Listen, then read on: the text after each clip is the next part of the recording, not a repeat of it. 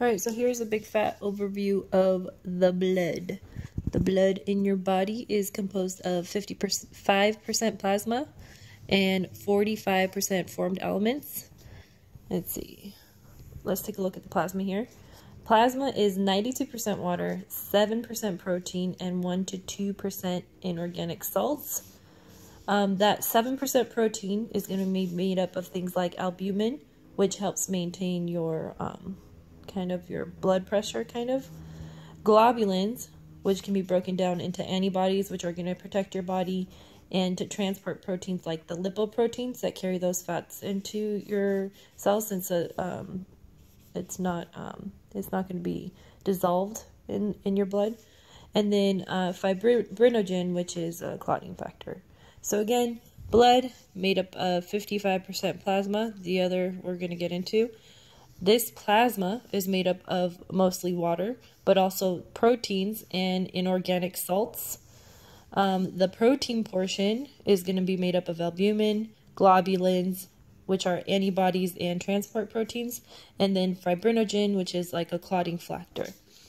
All right, now the other 45% of your blood is made out of formed elements. What are formed elements? Well, you have three types. You have white blood cells, red blood cells, and you have platelets. So white blood cells, let's get into white blood cells. White blood cells arise from stem cell tissue. You have lymphoid and myeloid tissue. The lymphoid is going to give rise to the agranular red blood cells, which are also known as monocytes and lymphocytes.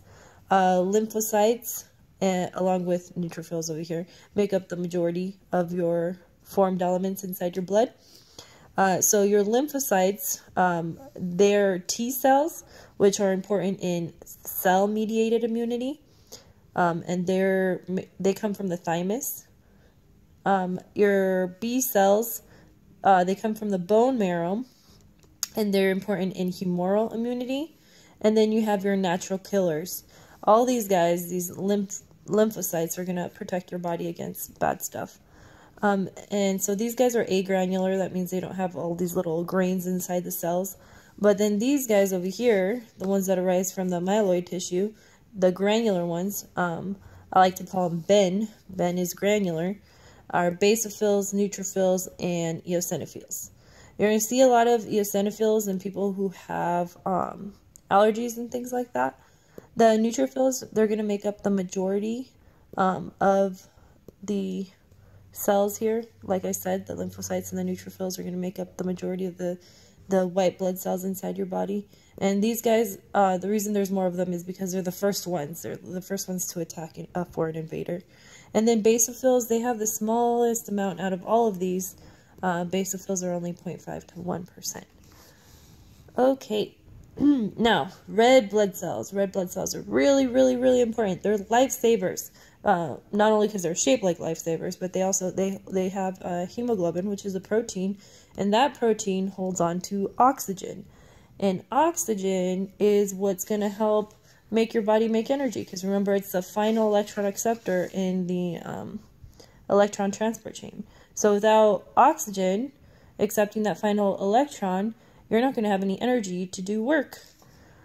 So important thing about red blood cells, I'm going to bring in this lovely graph that we went over in class. This graph sucks because I didn't really get it for a long time, but I'm starting to understand it a little bit better now, and I'm hoping I can explain it better. So if we take a look here, and the way it was explained to me, inside your lungs, you're going to have a lower temperature, and you're going to have a more basic pH level.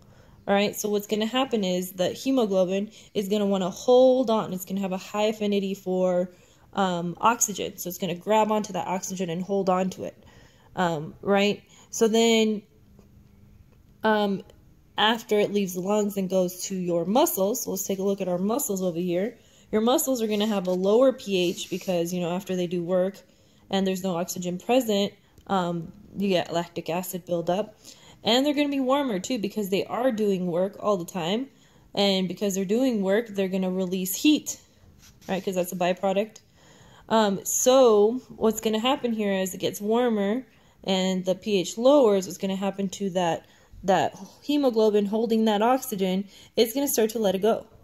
Okay, so it's letting the oxygen go, and because it's letting the oxygen go, the oxygen can go into your muscles. And that's the best way I can explain that graph right there. So hopefully that helps you out.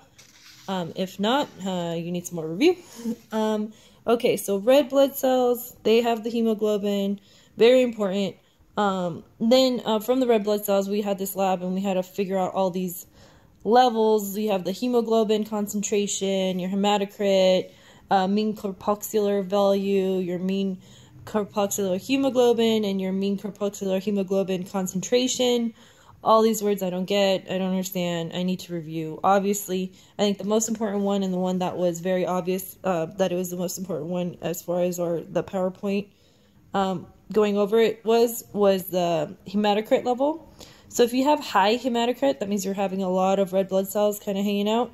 You're either dehydrated, you have some kind of kidney disease, and then if you have low level, that means you have low levels of oxygen and you have possibly anemia.